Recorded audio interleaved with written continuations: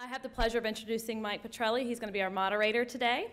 And I welcome you to Strategy Session 7, Thinking Outside the School Zone Box. And the one thing I do want to say about Mike is that he actually has a new book out, released very recently. And actually, you can get book signing by Mike Petrilli himself up in the expo, which is on the very top floor, and actually great experience that you can go through upstairs as well. So I just welcome you to enjoy the expo, get a book signing. His book is called Diverse Schools Dilemma. With that said, and without further ado, I want to introduce Mike Petrilli, our moderator.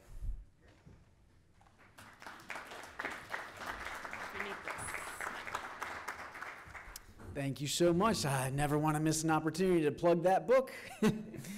It's humbling, you know. I work at a think tank here in town, the Thomas B. Fordham Institute, one of the nation's premier education policy think tanks. Hopefully you are bombarded with our stuff on a regular basis. And in a think tank world, you know, you're used to giving your stuff away for free, and you measure yourself on how many hits do you get and downloads and things like that. Boy, suddenly when you have to get people to buy something from you, like a book, it is a very humbling experience. If any of you have had that yourself. Well, I'm really excited to be here today. We have a fantastic panel to talk about parental choice, and in particular, various forms of public school choice, and some great innovations that are happening across this country to open up opportunities for kids in those kinds of choices. You know, so often these debates quickly get polarized, they get stale. This conversation is going to go way past all of that, and we're going to get into some real nuance and into some policy specifics about how to promote these kinds of reforms. Obviously, we've been at this for a long time now, at least 20 years, in terms of promoting various forms of school choice. And we're at a place in many of the states we're going to hear from today when they are really at the second or third or fourth wave of this reform, fine-tuning, improving, tweaking, but also really getting some big breakthrough reforms that are happening. I don't have to tell you in this crowd, I don't think, the importance of opening up opportunities for parents, but it continues to have all kinds of great ramifications for our education system. We are here in Washington, D.C., a city that has been long time known for having one of the worst school systems in the country, but is now famous for having such a huge charter school system. We are getting close to that tipping point of having 50% of the kids in this city attend charter schools. We're at about 42% right now. It's going to be just a couple more years at the current trajectory till we have a majority charter school system. What's fascinating is that it's not just charters, though. When you actually look at the other kinds of choice that's happening here in D.C., there is by far an overwhelming majority of kids who are attending schools that are not their neighborhood schools. D.C. has a big open enrollment kind of system. It's not hard when you're talking about 10 square miles, as you are in D.C.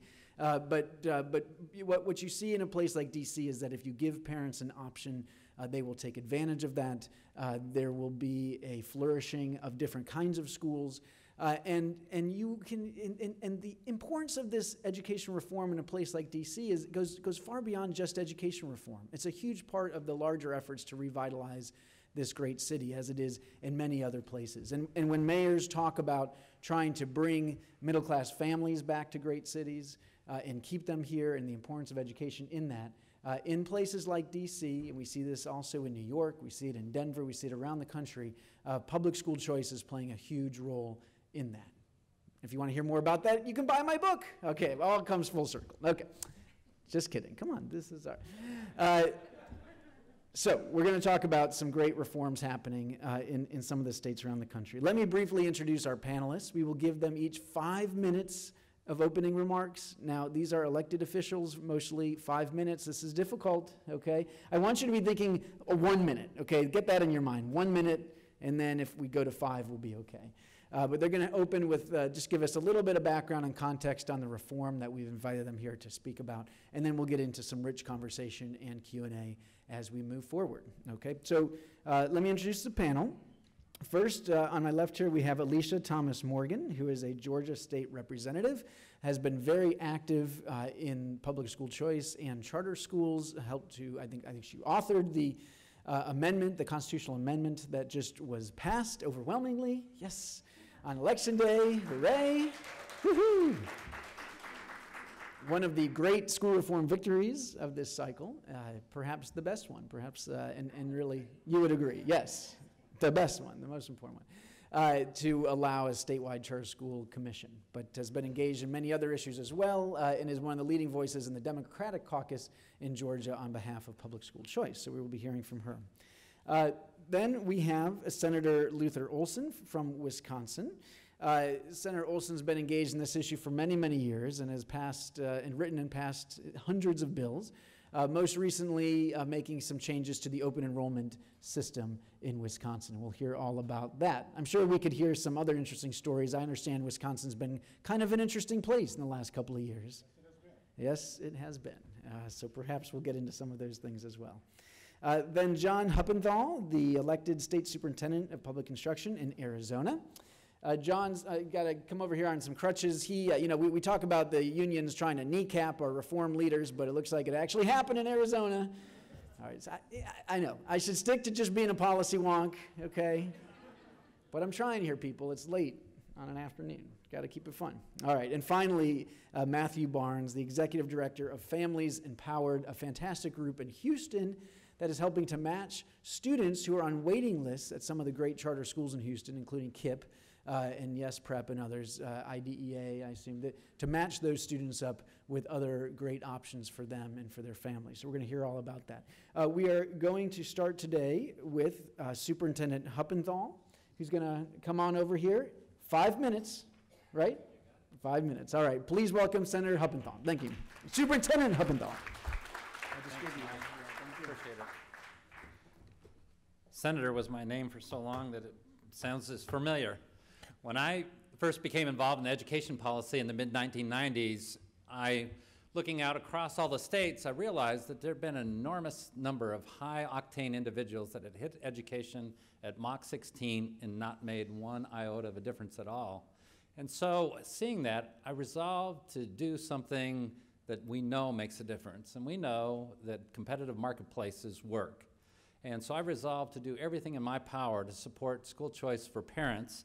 And I've been proud over the last 2 decades to be part of an enormous school choice movement in Arizona. And as you go down through the list of education choice that we've established in Arizona, you quickly realize that it is among the leaders of the nation, if not the leader in the nation. Starting with charter public schools, which we opened in the mid-1990s. We started out first with 50 and then 50 per year. And we now have 14% of our students attending charter public schools, which is more than 4 times the nation's average, and one of the most competitive marketplaces in the nation. And we didn't stop at charter public schools. We continued on into district open enrollment. And unbeknownst to many people, our district open enrollment actually provides as much school choice as our charter system does. We have one district that gets, and it's a large district, Madison, gets half of their students from outside of the district boundaries. The state's largest school district, 22% of their students attend schools that they don't live in the attendance boundary. So we have an incredibly vibrant district open enrollment system as well, and that is in fact stimulated by the charter system. So the two systems are interacting with each other as districts compete for students. And one of my concerns was that our incredibly competitive public school system would cannibalize students out of the private school system, and we were very aggressive at supporting tax credits and school choice among the faith-based market. In fact, one of the quarterbacks of that movement sits in the audience today, Senator Steve Yarborough, and we were proud to work with him as a team to move out tuition tax credits, corporate tax credits, empowerment savings account, all of those, in fact, themselves leading the nation. In distance learning, we've opened up distance learning wide open in Arizona. We have 60 charter schools that are providing distance learning environments, online learning environments. We have single class open enrollment in Arizona. We have some students that are enrolled in 5 different schools and in and in sports programs at different schools. So they're taking a physics class here, a history class over here, and they're on the swimming team over in a different place. And then finally, we've allowed our K-8 school systems to expand into high school and allowed them to open up a 9th grade competing with our union school districts. So you can see we have a vibrant system of school choice in Arizona, almost unlike any other. Now, in the charter system, first we opened up with 15-year charters, then we expanded that to 20, and we allowed the charters to renew their charters in the 10th year. Key thing for creating a vibrant charter school market, because it's hard to go out and get a loan when you're in the 14th year of your charter. It's nice for them to be able to look at you and you got 10 years left on your charter. We also allowed easy replication. Just simply send in a letter, almost that easy, and get a charter if you're a better run charter system. Now, charters are taxpayer friendly in Arizona, about $1,700 less per student coming out of the taxpayer's pocket to support a student in charter schools, over $200 million a year in savings. That means as charter schools expand in Arizona, you have a positive feedback loop there.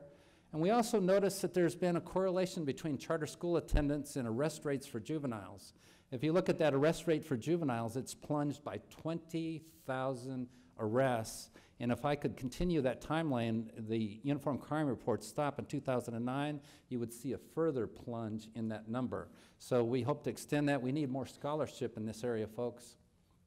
And finally, we opened up with the letter grades, inspired by the Jeb Bush's work in Florida. We opened up letter grades, and what we saw was immediate speed up of the migration of students into the charter public school system. The charter system is now expanding at 10% in Arizona, the fastest rate of expansion over its timeline over the last decade. So all in all, we have done an enormous amount of work in school choice in Arizona. If you take a look at our top 10 schools by student outcomes, achievement levels, 6 of them are charters. If you take a look at the bottom 10 in Arizona, not a single one of them is a charter. We think that over the next decade, the real dividends from charter schools are going to come in. I will make a prediction right here. Over the next decade, we will double the rate of academic growth that this country has averaged over the last 4 decades. Thank you.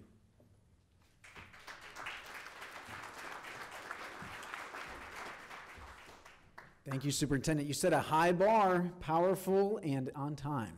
Very good. Let me ask you a few questions, Superintendent. When many people in this community think about Arizona and charter schools, there's still a reputation that Arizona, at least at one time, was the Wild West. Let anybody with a pulse get a charter, and as a result, you had a real quality problem. My understanding is that that quality problem has largely been addressed, aggressively been addressed. Can you talk about that a bit? Well, we have closed down quite a number of charter schools. There's a rigorous review process at this point. I'm actually I'm watching over that process. I'm a believer, let the marketplace reign supreme and let parents making their decisions. Now, the degree to which it's been done so far and the number of schools they've shut down, I'm fairly comfortable with that. But I've had a lot of probation officers tell me, you know, when you have kids that have been adjudicated 10 times, to try and evaluate the school that's teaching those kids through the normal quantitative methods that we use for school evaluation makes no sense at all. If I have 50 kids who've been adjudicated 10 times or more, and those kids are out there, you know, you can't just, the classical systems, you have to be very cautious about shutting down a school that's doing God's work. And you believe then that the market signals that you're going to send with the A to F grades, that is going to help drive parents more towards those high quality schools. Tell us a little bit, you referred to this. What evidence is there that seems to be working? Well, we're tracking the pace of migration into our A schools and out of our C and D schools, and it's picking up. These kind of things proceed slowly, and your letter grade is only one signal in the marketplace. The emotional attachments that kids get in a school, parents don't make a migration decision easily, so it's not going at quite the speed that I would like it to go, but it is picking up, and so we're seeing more than double the rates of migration into A schools and B schools that we're seeing with the C and D schools. Okay, great. Lots more to dig into a little bit later. Next, we're going to hear from Senator Olsen about the open enrollment system in Wisconsin. Good afternoon. As I saw on the screen, and that isn't up right now, but it says on there student-driven education. And I was thinking back years ago when I was on the school board right out of college, I think it was couple years ago. And if a student wanted to leave a school district that they were living in, there was really only two ways. Their parents could send them to a private school and pay the tuition, which in Wisconsin we have 426 school districts, but you could send them to, and usually they were religious private schools, or your parents could petition to detach from the district. But that only worked if you lived on the edge of the district. And then, of course, every school district wanted to take the child because the property value and the taxes went with the child. And of course, the resident district said, no, we don't want that to happen because then we lose tax base, and that's not good. So there was a board in Madison called the School District Boundary Appeal Board that would meet once in a while and say, yes, you can go if you have a really good reason, or no, you can't. Then in the mid-90s, we had a ledge council, and I was first elected to the assembly back then, that we looked at open enrollment. When I say open enrollment, it's talking about going from one public school to another public school, and it was always bricks and mortar. And so it was a serious debate because a lot of people didn't want any type of open enrollment in the state of Wisconsin. So what we did is we said, okay, we finally got it passed, but it could only, the first year, only 1% of the children could go, and then 2%, because we were sure that everybody would fly the coop, as you say, and go to a different school district. But there was only 3 weeks of the year, and it was in February, that you could apply for the next school year to go to a different school. And that was in place for a long, long time. Well, go from the mid-90s to 2010, a lot of things have happened in education, and one of them, of course, is virtual schools, virtual education. And in Wisconsin, we have a number of school districts that start a virtual school, virtual charter school. Well, they do it for their students, but they would sort of like to get other students from other districts who would like to go to that school. Homeschoolers are interested in that.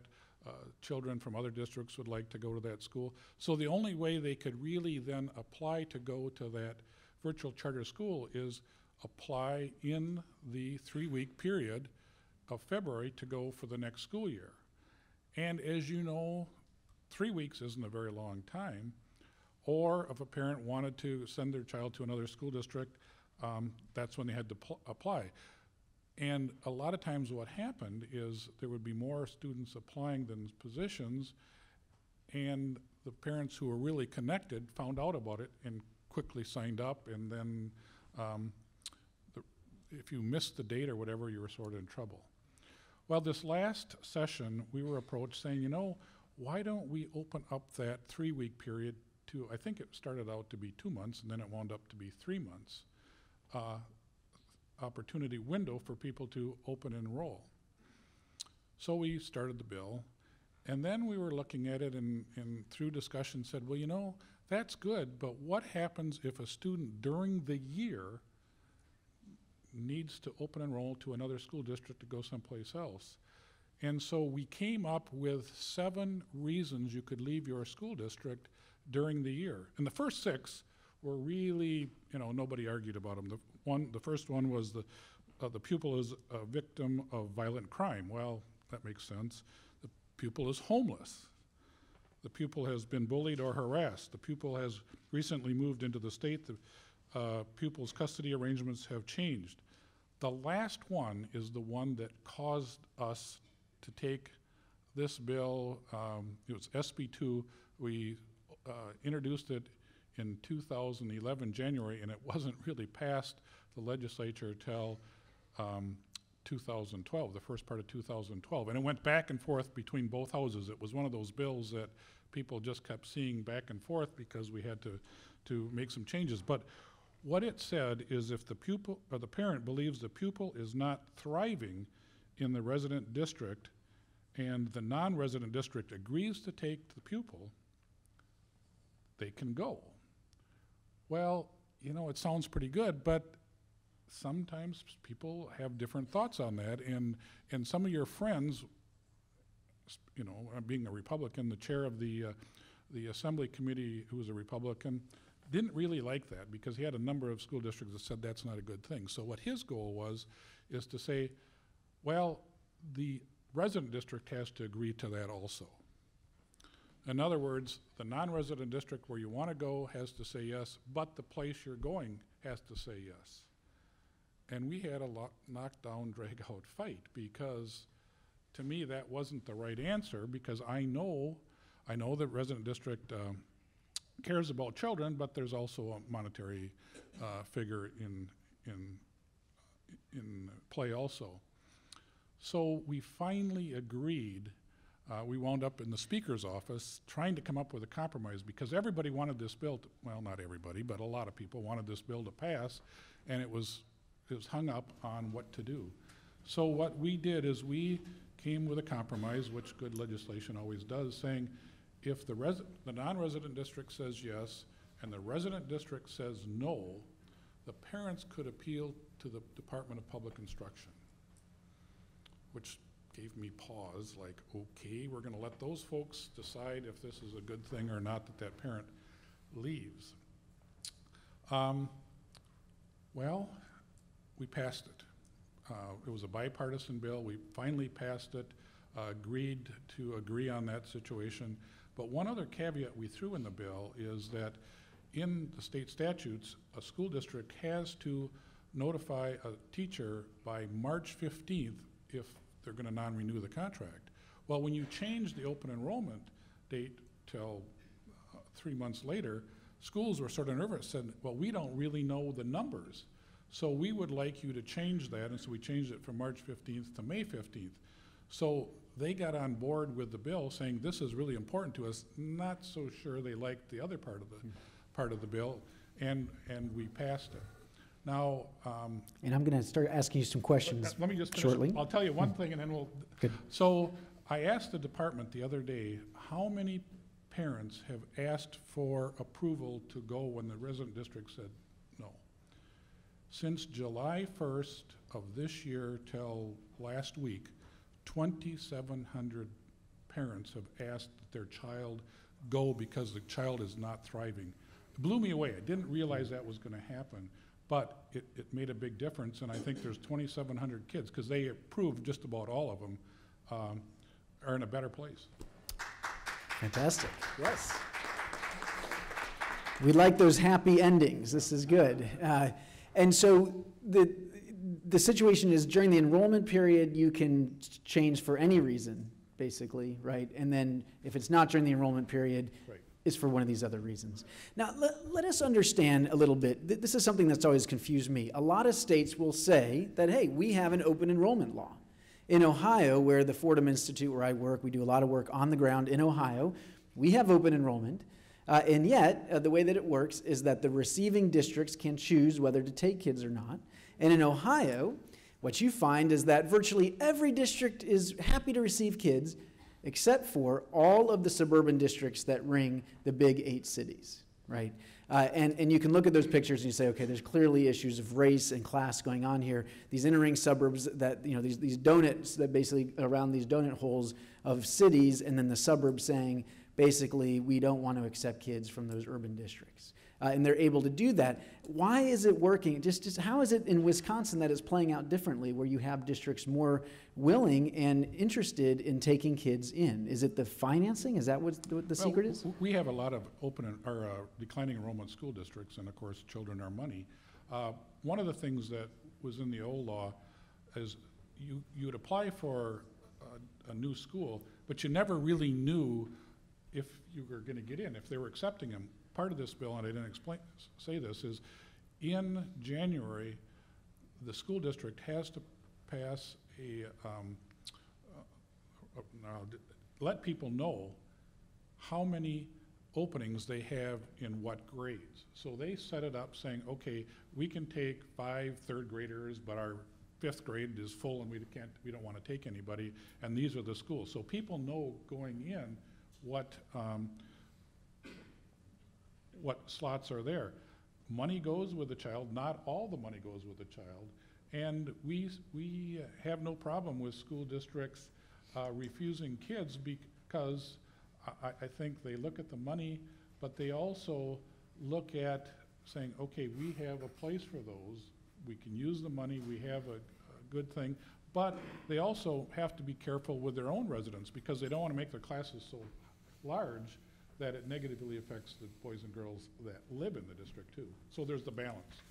Okay, very well. And in this expanded enrollment period, will this coming winter, that'll be the first time that you'll get to see it, or was it last year? It was last year. We tried to get it in 2011, but as you know, as I mentioned, the bill took too long, so we missed the whole time. So last year was the first time it was open for 3 months, but to me, more importantly, students could leave during the school year for very good reasons. Do you know if that additional time, does it seem like it had an impact in terms of having more kids take advantage of open enrollment? I do, because it's interesting. I got an email from a superintendent the other day saying, Luther, we need to get rid of this open enrollment law because it's just bad for kids. Look at this website. DPI is now having to hire the third person to administrate it, which means that it's growing and they need more folks to make sure it happens. So I can share a letter with you later if you want to, from a parent who wrote saying, this is the reason I'm leaving, I need to leave. Nothing wrong with the school district, and I'd love to share that with that superintendent saying, you know, it's for the kids. Yeah. And so we really have to look at individual students. Okay, thank you. Great. Okay, next up, Representative Morgan. Tell us about what's happening in Georgia. Tell you. So first of all, I want to say good afternoon and thank you for being in this session. Secondly, I want to acknowledge all of my colleagues in the legislature who are here because if you are experiencing anything like I am, I just want to say thank you for your courage and your tenacity because this is very difficult work. And I particularly want to thank my colleague, Mike Glanton, for being here as well. It's nice to have at least one friend in the legislature who will stand with you. So I want to talk for just 1 minute about my background so that you can understand how I got to sit at this table. I'm originally from Miami, Florida, and really I'm a product of public school choice. My mother, I grew up with both of my parents in the home, but my mother was just a stalwart in terms of making sure that I had the best of everything. And so she accessed every program available, minority to majority. I was in a magnet school, performing arts school, everything. But when I got into the legislature, my background in NAACP, I think, took over my understanding of education and policy and what should be child-centered policies. And so it wasn't until I had my daughter and started talking to my friends that I realized that a lot of the decisions that I was making as a policymaker were largely based on politics. And I hate politics. So I became very frustrated that I was not making decisions that were in the best interest of kids, but more so based on what other people had told me all of my life. And so I realized that since I am a product of public school choice, that I needed to make sure that I provided that opportunity for other kids. And so that's how I came to this place. And so in Georgia, we have several public school options. Perhaps the largest are among our charter school system, where you could have a startup charter, you could have a conversion charter within a school district. You could also have a charter district. So you have charter schools, and then we also have charter districts, where the entire district can be a big charter school, if you will. And then we have, thanks to the voters in Georgia, where the state can authorize charter schools. And I'll talk about that in a second. We also have virtual schools. We also have what's called the House Bill 251 transfer, which I'm the author of and was passed in 2009. And it is essentially open enrollment. I don't call it that because it's not as open as I would like it to be. But previously, in order to transfer within the school district, it was basically an act of God.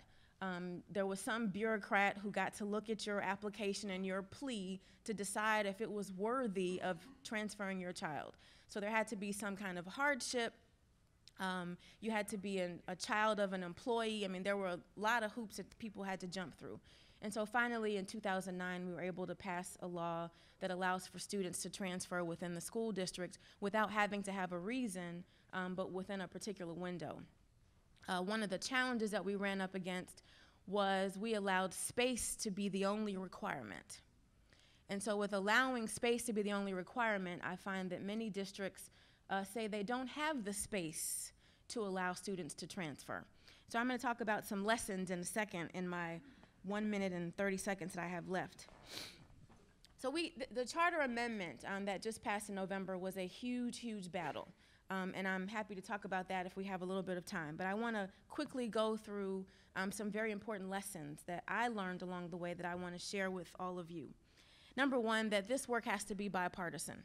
Even if you're in a Republican-controlled legislature, you have to have Democrats at the table who not only are there for the vote, but are there from the beginning to help craft the legislation and to be a part of the process from day one. Number two, when you're talking to Democrats in particular, your messenger is much more important than your message.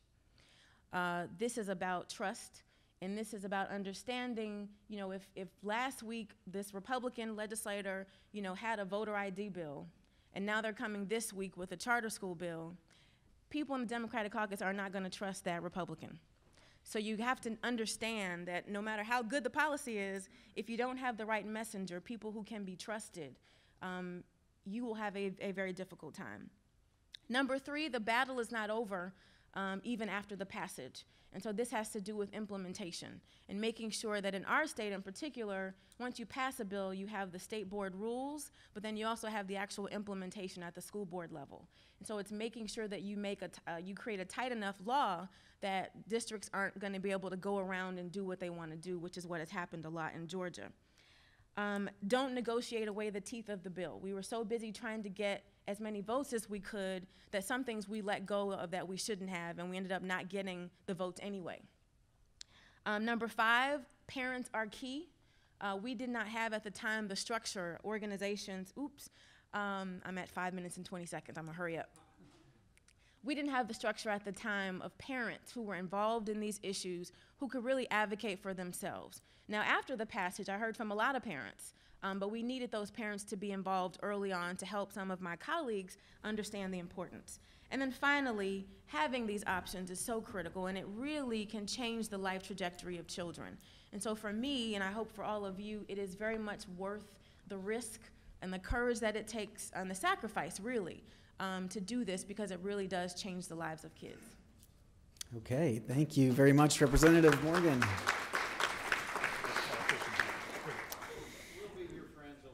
Thank you.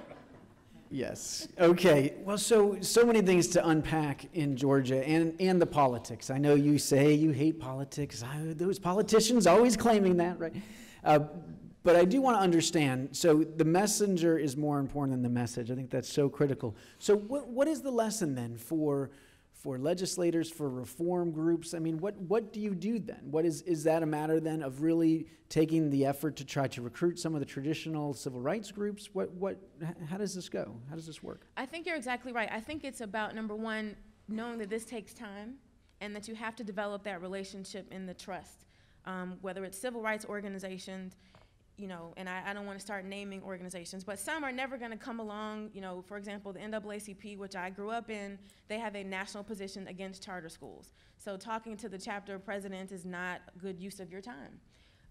But you have the Urban League, you've got a lot of other organizations who have the autonomy. But I also think it's going through, if we're talking about African Americans and the democratic structure, it's going through black churches, some of the civic organizations, fraternities and sororities, people who are parents who totally get this, who may not be married to an organization per se, but are married to doing what's best for their kids. And I think our charter school amendment was a great example of this. We had a lot of our civil rights organizations who were claiming that this amendment was going to create resegregation in Georgia. And we had radio ads, and it was incredible. It was offensive, I'll just say that. It was outright offensive. But largely, African American communities voted in favor of the amendment. So they rejected this notion that this was about resegregation and saw what was in the best interest of their kids. Yay. So it really is about knowing that it takes time to develop these relationships and having these conversations on an ongoing basis, and knowing that when you start working on these policies that, again, you have to have that buy-in from the beginning. You know, having a bill and then going to the Black Caucus or the Democratic Caucus and saying, okay, we need your vote, is not gonna cut it for this bill or the 5 other ones that are gonna come after that. So you have to understand the importance of taking the time and building those relationships. Right, and that's still a matter of respect, maybe more so than the policy specifics. Absolutely. Okay. And let me say this too. There's a tendency, and I think with all good intentions, for national organizations to say, well, if I just bring in this one Black person that I know to come in and talk to the Black Caucus, Right. that's gonna do it. We're going to That's bring in not Howard the Fuller, and that's relationship going we're to be the talking answer. about. Right, right. So it's about people that, again, they trust, have relationships with, Yeah. who can come in and have those conversations. And who live in your state and who live in your Yes. communities. Okay. Yes. good. Tell us a little bit about the union politics as this played out, especially in the Charter School Commission bill and within the Democratic Party. I mean, in a state like Georgia, I mean, we came out with a report recently looking at the strength of teacher unions around the country. As you would expect in Georgia, they are by many measures not all that strong compared to the rest of the country. But is there still a set of Democratic legislatures who just will not break with the unions under any conditions? And how do you deal with that? So there are two things to note in this. So in Georgia in particular, we're a right-to-work state, so technically we don't have unions. But there's so much political influence by the unions at the legislative level that really they are a union. But it's also important to understand the history of labor and teacher unions with civil rights organizations. It's not just about writing the check and them, putting their resources together. There's a long history in the civil rights movement and otherwise of these organizations working together. So it would be no different with these kinds of issues if the teachers unions feel attacked or offended by some of these policies. And so yes, in Georgia, a lot of these folks were together. So you saw the superintendent, school boards, civil rights organizations, and teachers unions all together in a coalition fighting against this. And then in terms of legislators, the consequences are so great when it comes to particularly some areas. It's not statewide, but in some strongholds within the state, the consequences are great when you take these kinds of stances. Mm-hmm. The few of us who have been able to do this, I get primaried every election. You don't get the level of support. People turn their backs on you. So if this is not your number one issue, you may not be willing to take that level of consequence. So yes, they have a lot of influence, and a lot of them use intimidation tactics and scare tactics to get legislators not to come on board with really sometimes what they want to do. Okay. Thank you very much. Okay, last speaker, we're going to hear from Matthew Barnes telling us about Families Empowered in Houston, Texas. Matthew. Good afternoon. I too am a product of school choice, and I'm eternally grateful to my parents for that. I'm also glad to see African Americans here, so I'm not the only one. So today's conversation has largely been about top-down, and rightly so. Legislators here, this is really a conversation about top-down. What I'm going to talk to you about is a different way, and that is a bottom-up strategy that creates a marketplace not because exclusively because the legislature created it, but because parents are beginning to demand it, and I'm going to talk through that in 5 minutes. I've also been known to speak at Baptist churches, so I've been through prayers that lasted longer than 5 minutes, so I'm going to see if I can move this along. Let's pray that we get more time here. So first off, Families Empowered, we really we're a response to the growing demand for high-quality schools. It's not about charters. It's not about privates. It's about the search for parents, the growing recognition that there are better schools out there and they're trying to access them. We want parents to engage in the system of schools. This is a critical point. We are model agnostic. So a lot of the conversations about the politics, we really, and we say this very clearly, we do not care what school a parent chooses to attend. We simply want that parent to know about their options and to not let ignorance be a barrier, right? So if they have the means and want to go private, more power to them. If they have the means and they have transportation, they want to go and find a charter, more power to them. These are options that are available thanks to the legislature. but a large percentage of parents aren't aware of those options. So in some ways, we're a broker. And then finally, we want to build individual advocacy for parents. Now, this is, for those, how many of y'all have been to Houston? Okay, Houston is larger than New England, I think, right? Maybe even the whole East Coast, it seems. This is a map of the Houston metro area, and each of these dots is a parent that's on the wait list, a child on the wait list at KIPP Houston or Yes Prep School, 2 high-performing charter schools in Houston. I think we were the first in the country to get access to this. Our founder, a woman named Colleen Dipple, who was thoughtful enough to recognize a way to do this. These are the parents that are actually showing that there's a market in place, right? Right now, there's a market. The question is, do these folks know about other opportunities for their children? I forgot to set my timer. Does that mean I got 5 minutes from now? Is that? Okay, just let me know. I'm sure you will.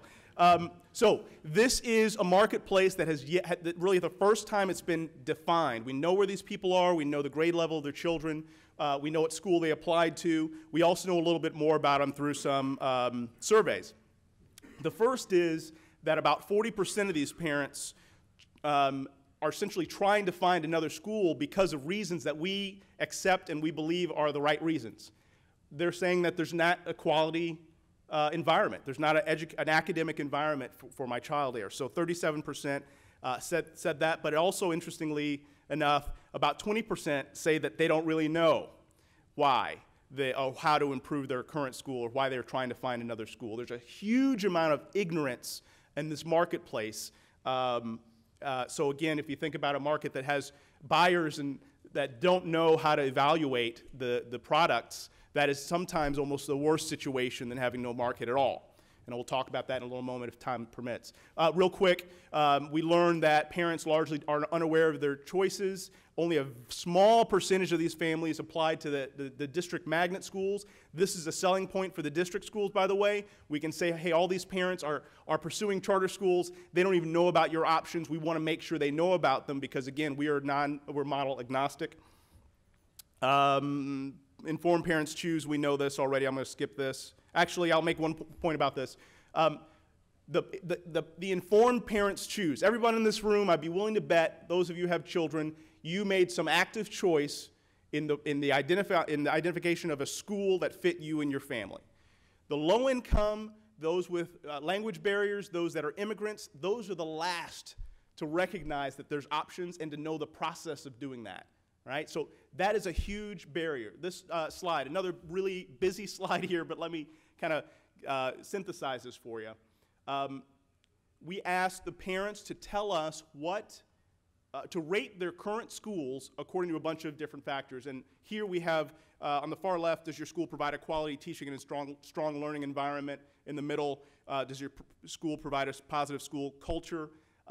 Then we disaggregated this information by income.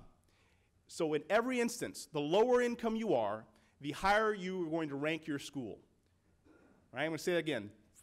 The lower income you are, the higher you're going to rate your school, which means in the lowest income communities, they are going to have the least amount of push, bottom-up pressure to improve their school, right? We wouldn't put our child in any of these schools for the most part, and if we did, the principal would know us by name. The teachers would know us by name because we'd be on their case every day trying to make sure that school improves. This is a huge barrier to improvement from the bottom up, and one of the things that we're really focused on. I think I'm probably out of time by now. Last one, we found that many parents are willing to pay for quality. Of the parents in our database, 70% earned less than $50,000, but we found that 50% of the parents would be willing to pay $100 or more per month to get their child in a school that fit their needs. So the point here is there's a huge motivation level for parents that translates into this question. I'm going to sit down now and let you go. Thank you. Let's pray. Shall we?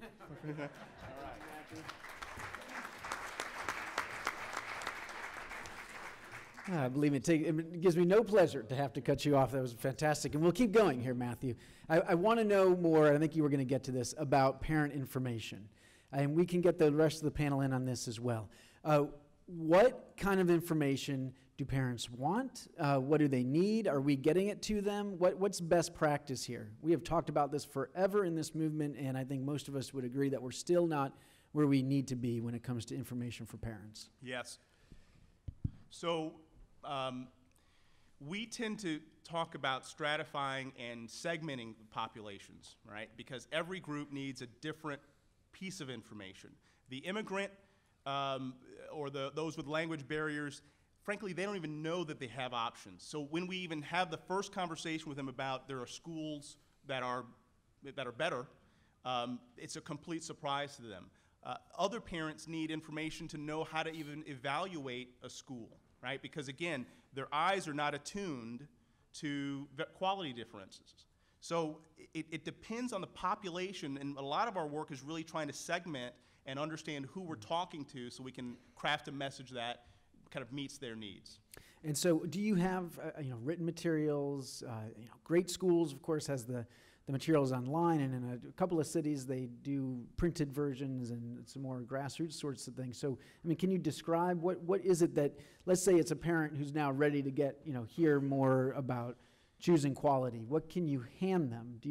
Have we developed some more know-how about how to do it in a way that's not overwhelming but provides enough info? So I can't tell you that we've got this figured out, all right? We're fairly new at this game, but we are kind of learning as we go. The two things that are clear is that there's plenty of information. Great Schools, in fact, is one of our partners, and their content is fantastic. So taking their content and essentially repackaging it is very easy to do. The challenge is that we believe in the populations that we're talking about, it requires relationship. It requires dialogue, which are inherently time-consuming and costly dynamics. So a lot of our work is really trying to figure out how do we create those venues so that we can deliver the message not just once but multiple times. Thankfully, since there's an economic driver for a lot of schools, schools are actually willing to partner with us, all schools, to partner with us, so we have venues and opportunities to engage parents in the school setting. So it's really not a question of what information is presented, it's a matter of how, and that is a longer-term dialogue that is the only way to consume the vast amount of information that we need parents to know. So then what does that look like? I mean, do you hire people that are kind of like social worker kind of folks who go out, community organizers? Yeah. I mean, what is this? Yeah, so one, we can't hire an army to deal with this. By the way, this 16,000, that is the tip of the iceberg, we believe, of the parents that are really searching for a quality school. So our model is one, again, I'll tell you, just be perfectly blunt, we are still figuring this out. But the model that we have, that we're testing right now, is one where we've got staff who identify and train parents. Some of those parents will, as you all may know, some parents just have a spark. They have a motivation, they have a desire, and we want to then either, and we're not sure yet if we need to bring them on the team, i.e. pay them the stipend, or that they'd be willing to work as volunteers. We think it's probably going to be the former, but we're still trying to figure out exactly how that works. We want every community to have a parent broker in their community who can act as essentially the family's empowered broker so we can guide parents to talk to that neighborhood grandmama or auntie. As opposed to talking to a staff member. That's not realistic for us to have that kind of people. Almost like a real estate agent that knows one neighborhood real well. And it's very similar real estate agent, very similar to a grassroots political campaign. Yeah, okay. Superintendent, I saw you wanting to get in here on this point. I'd love to hear from the other panelists in your states. What seems to be working in terms of parent information?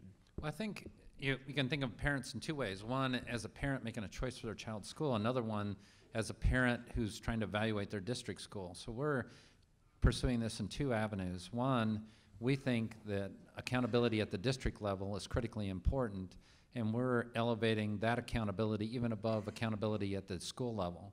So if you go to our front page on our website, we have all of our A school districts listed on there and the points by which they earn their A, and then the elements, the growth scores. We want to take that 3 steps further. We want to define quality not only from the standpoint of academic gains and academic outcomes, but also the percentage of parents who aren't satisfied with their child's school, don't rate their child's school good. We want the percent who say their child's school is excellent. Nationwide, that number's 26%, really mediocre. that average, and we have schools that are as high as 70. So we think it's not just academic gains, it's the entire environment that's created in the school that's of keen interest to parents. And so knowing that excellence is key, but not just for excellence from the standpoint of parents. We now know that students themselves, if you ask questions the right way, they are very cognizant and will tell you, and their responses are highly correlated with academic gains. So we want quality as perceived by the parent, the student, and also we want to penetrate one step further, the teacher. If teachers aren't happy at this school, guess what? Your child's not going to be happy. It's not going to work. So we need a high degree of teacher job satisfaction, excellent, and really not job satisfaction. Gallup has some excellent predictors as to employee engagement, but teacher engagement. So we want to hide the level of excellent teacher engagement. We think that complete the test scores, the gain scores, and excellence from those three perception, you have a powerful data set for predicting outcomes for your child over a sustained career in that school. Representative Morgan, how does this look in Georgia? Do we see parents choosing high-quality schools when giving a choice? Or, look, I'll be honest, in Ohio, we have a lot of parents choosing really bad schools. And finally, Ohio legislators came up with what we call the death penalty law that says that charter schools, if they're low performing year after year, there's no option. The authorizer can't keep them open. They have to close. That's what it came down to. That was taking choice away from parents. How is this playing out in Georgia? We're seeing similar problems. I was going to mention with House Bill 251, we did put it in the law that the districts are required to list on their website that this option is available and which schools have choice on an annual basis. So that's a start to require that information. But you're right, it is a problem. I had a low-performing charter school in my district, and my husband happens to be on the school board.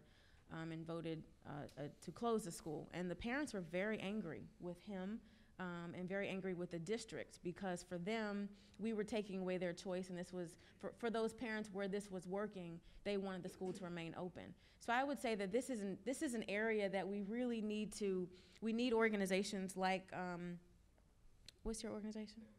Families Empowered, because once we have the choice, you're right, we do need to make sure parents understand, yes, there are choices, and then what do these quality choices look like? I do want to say, though, that I believe that all parents, regardless of their socioeconomic background or their race, have the ability to choose schools for their children. And that we should not assume that because somebody lives somewhere, they don't have the resources or the wherewithal to make those kinds of decisions. But absolutely. I do think for all of us who are parents, thank you, but I think all of us who are parents, and I have access to a whole lot of information, I don't know if I would be able to look at all the quality indicators and know that my child is getting the best education. So there's some work that needs to be done in that area. Absolutely. Okay, we are going to start taking some audience questions in a moment. So if you have one, please head over to the microphone that's in the middle of the room. And in the meantime, I'll ask one more question. I can't help it. I want to talk politics. I'm a creature of D.C. Let's talk about, we've talked some about the politics on the Democratic side. Let's talk about it on the Republican side. There is an assumption that Republicans just almost reflexively support school choice, but charter schools and open enrollment laws can be very threatening to some Republican constituencies. And you hear some suburban Republicans in particular say, hey, first of all, I don't want my tax dollars that we've voted for and that we're paying for go to this school that I don't control in the case of charter schools. Or, I don't want to be told that I have to accept kids from outside our school district, kids who don't live here or aren't paying the property taxes. Is that an issue? Or how do we handle the Republican politics on this?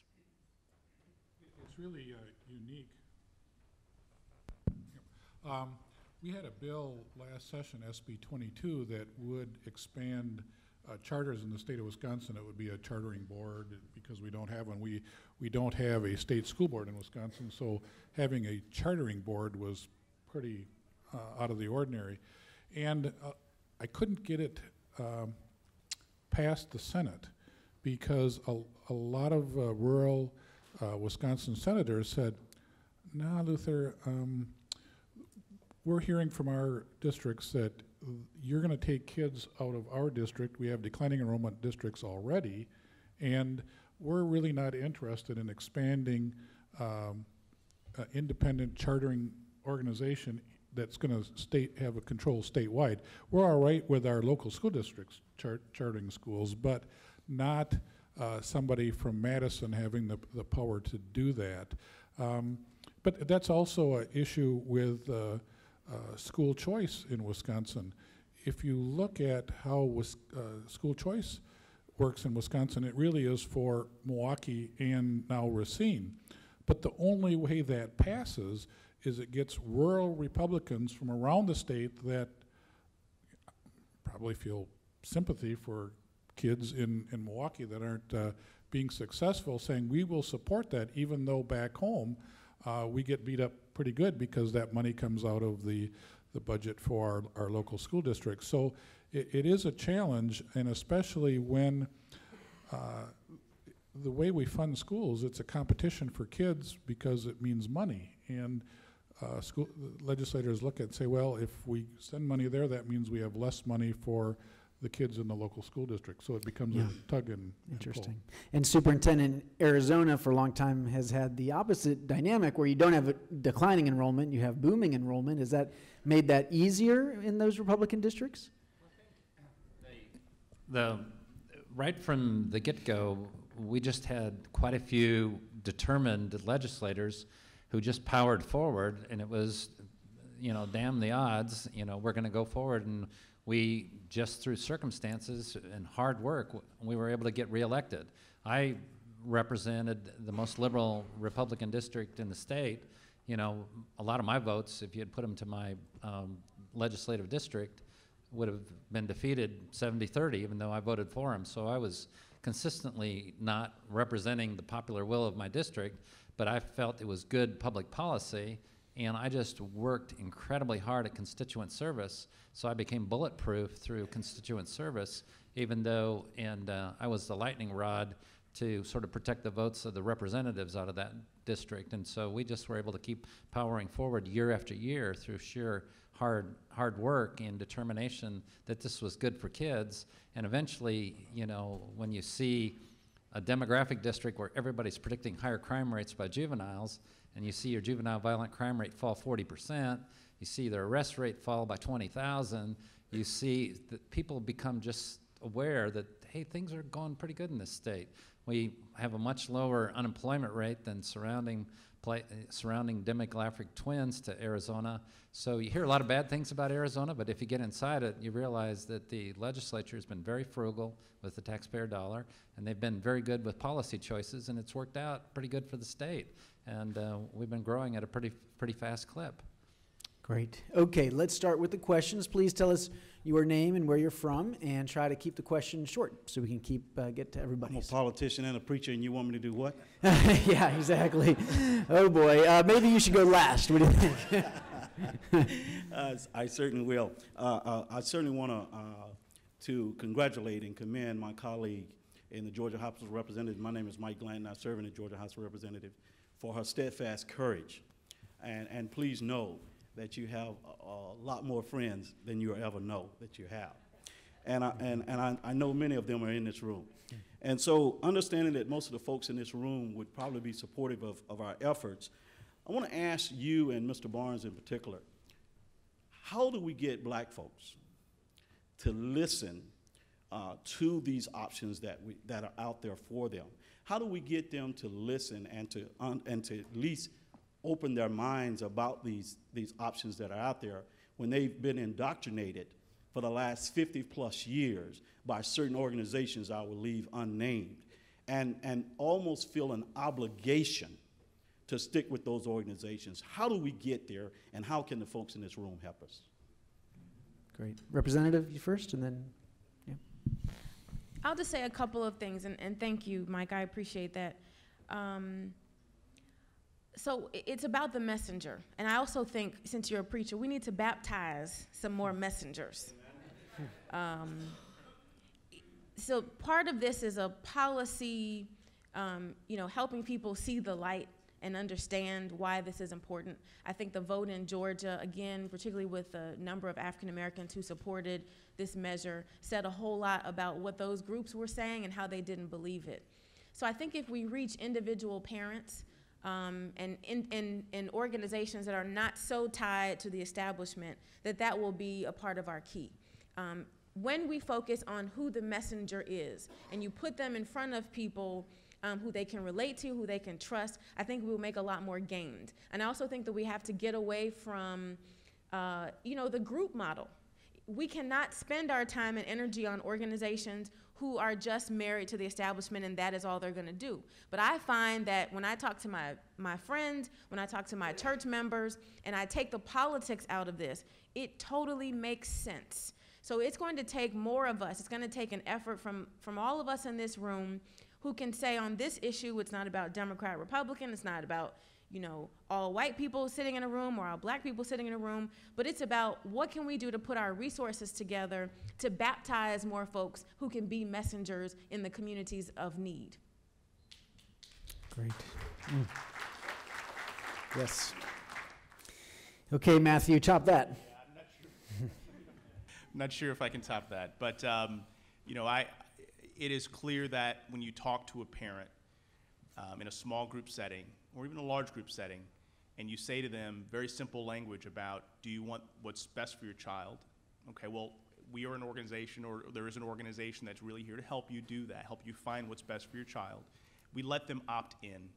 I don't think there's any reason to browbeat folks into submission on this issue, but if a parent is really genuinely desire, which every parent wants to do the best for their child, they will enter into a dialogue about what does that look like. And again, I don't want to presume that moving a child out of a failing school is actually the right idea for that parent. That's the parent's choice, and when we preserve that choice for the parent, I think that it also creates some credibility and respect that it's the parent's responsibility. But ultimately, it's a conversation.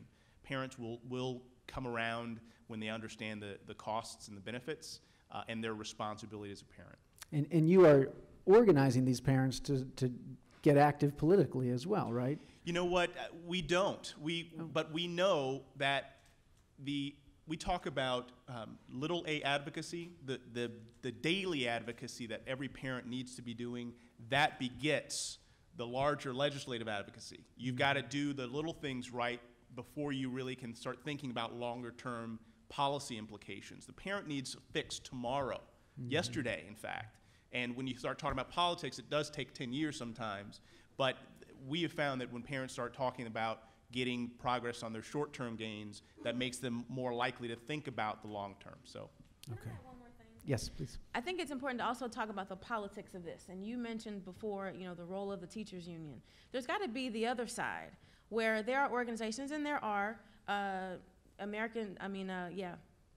AFC, American Federation for Children, is one group that has been great about supporting legislators around the country. But my colleagues around the country need to see that if we take these courageous votes, that not only will there be organizational support, but there'll be individuals who will write checks to help support these campaigns. And some of us don't want to hear that. But if it's time for me to be reelected and I'm looking around after all of this courage and I can't get any checks, I can't get any support to run my reelection campaign, that is going to hurt me. And that is going to send a message not just to me, but to my colleagues, that when you stand out there with all your courage, we're going to turn our backs or we're going to pretend like we don't know you. So even as a Republican, you have to be able to write checks. You got to do whatever you need to do. Support folks who have the courage, and then I think you will see more of my colleagues come around because they'll know that the support is there. Great. Briefly, yes. That's a great point, because in Wisconsin, we had some African-American legislators from Milwaukee who supported school choice. And the school choice, and they wound up in a primary.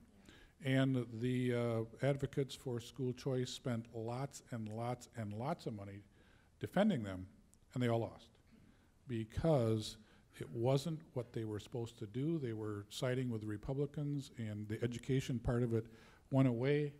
And so I'm concerned that it'll be a long time before that caucus supports school choice again, because they know that they get beat up from the other side. But isn't it fair to say that in Wisconsin, it wasn't just school choice? I mean, it was also this big change on collective bargaining. that No, was it even more it was- fundamental. Well, they didn't support the collective bargaining stuff. It was totally school choice. I see. It was Okay. black and white. Gotcha. Okay, you're right. Okay. All right, next question. Yeah, Bob Griffin, Alaska Policy Foreman, and my hat's off to Mr. Barnes on being an outside organization to help educate folks, because it's not going to happen from the status quo on the inside. In one large district, the only one large district we have in Alaska, we have colloquial letters that go out in 90 different languages on how to apply for free or reduced lunch. But schools that have missed AYP for 5 years and the kids can move on to a different program, the letter goes out in syntax that couldn't be deciphered by a Philadelphia lawyer. So they definitely don't understand it.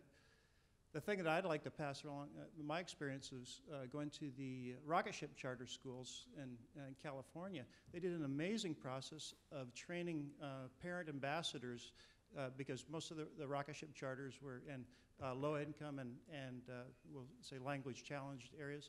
And they had these week-long workshops to train parent ambassadors to go out into the community, and I think that's really been a very successful model. Great, thank you for your comment. Okay, next one. Nathan James from Tennessee. Wanted to ask the two legislators and the superintendent. You know, one of the problems with education law is we pass a great many laws and we leave precisely no arrows to cause them to be enforced. And so, for instance, in Tennessee for the last year, we had a local charter approval fight that the local school board was ordered to approve it. They didn't approve it, and the only thing our commissioner could do was to withhold $3.4 million from Metro Nashville schools, right? Every other area of the law, there's 120 different mechanisms for enforcement. What mechanisms do you have in your respective states to enforce, in other words, that actually compels the locals to do what the state law says? Or is it, as we see in some places, there are laws we put on the books and there's no police to make it happen? That's a great question. We never had to deal with that conflict in Arizona because we set up, right from the get-go, an independent chartering board that was that could approve the first year up to 25 charters, and we allowed the State Board of Education to approve up to 25, and then we allowed school districts themselves to approve charters, but not just inside their own district. They could approve charters anywhere in the state. So we had some wild misbehavior on that one. But it resulted in an awful lot of charter schools coming up very quickly in Arizona, and we had none of the struggles that other states have had that have allowed districts just to charter within their own district. And when they charter within their own district, they're cannibalizing their own system, so it puts a school board member doing that chartering in a negatively interdependent situation with their own people, and so we just, that's not that kind of chartering thing is not the route to success. You need an independent chartering board, and we eventually took any caps whatsoever off of the independent chartering board, and so they're allowed to approve as many charters as they want.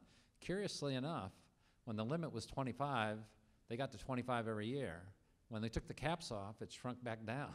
So the limit became a target, whereas once there was no limit on it, they got a lot tougher at approving them, and they were establishing their own limit, which was something, actually I predicted it and I was advising against it, but they felt like taking the caps off would get a whole lot more, but we actually got fewer. And this is what's interesting here is the question is in Tennessee, which is a fascinating case study. Was this an implementation problem or is it a policy problem? Is it to say that we have to have these independent chartering commissions, like the one that was finally voted in Georgia because of this? Because in Tennessee, you're relying on the local school boards to charter schools and can write the law that basically makes it very hard for them to turn down charters. But they dig in, and then you say, well, then what?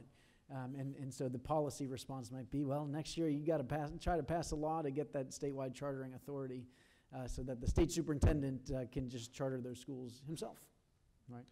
I will say one thing about getting a political platform of support, and you always, it's the old Lyndon Johnson thing, keep your friends close and your enemies closer.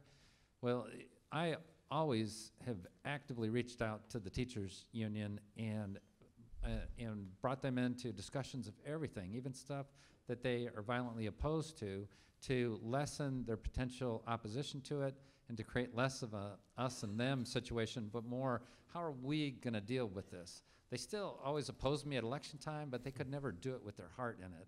You know, they never could be angry at me. So because I was talking to them so much, and I collaborated on them every way that I could in stuff that we could win-win on. And there are actually quite a few things that we put them in all of our advisory board meetings. We always, anytime something comes up, we say, we're going to talk to the teachers union about this. So you know, when I see a lot of the people that are trying to always stab the teachers union, I'm thinking, you know, they're only going to be stabbing back eventually, you know, and they'll stab with more energy. The more you stab them, the more they'll stab you with energy. And so I've just taken, over 2 decades, a completely different approach. And I took that approach because I studied UPS and Southwest Airlines. They're completely unionized, and they're the most competitive organizations on the face of the earth. So unions, everybody thinks unions are the problem. That's not been my perception, that the forces that they represent would exist even if you could somehow decimate them from the earth. I don't view teacher unions as the problem at all. Okay, last question. Ethan Demi with Matthew C. From Pennsylvania. I'm also a product of school choice. My parents chose to homeschool me all the way through. So my question relates to homeschooling, especially with empowered families. I actually saw homeschooling in your slides. How do you work with families and teaching them about homeschooling as a choice? And for those of you with open enrollment in your states, do you have anything either currently or looking at partial enrollment specifically for homeschool families to be able to take individual classes at a public school? Thank you. We, I'll hit it quickly. I mentioned during my presentation that we allow single class enrollment, and I did that specifically for homeschoolers. We are the president of our homeschooling association. I worked with him, and he called the laws in Arizona the best homeschool laws in the nation. But we allow a homeschool student to take 1 class, to participate in sports, and we made it a win-win by compensating the school or school district that was taking that student for that 1 class, so they get a partial piece of the ADM when that happens. So we have school choice that extends. We have a couple students that are enrolled in 5 different school systems: online, sports, a history class here, a physics class over there, 5 different schools simultaneously. We allow homeschoolers to enroll in some classes at their local school district. As I mentioned, we're also they're signing up for the virtual charter schools. But it's really interesting because I remember when I was in the assembly a number of years ago, we had a bill that would allow homeschoolers to take some classes in the public schools. And that, in those days, their organization fought that tooth and nail because they didn't want their kids associated with the public school districts at all. I remember the leader of that group because they had gone through a ugly fight in the state of Wisconsin to have the ability to homeschool. But I think that whole thing has changed. And this generation of parents say, you know what, I want what's best for my child, and if I want to homeschool them, but if I also feel that it's best to take a couple classes in the local school district or take online classes, I will do it. I think the wounds have been healed, or those folks haven't gone through the fight of the previous generation. All right, we will let the senator have the last word on that. Please join me in thanking our fantastic panel.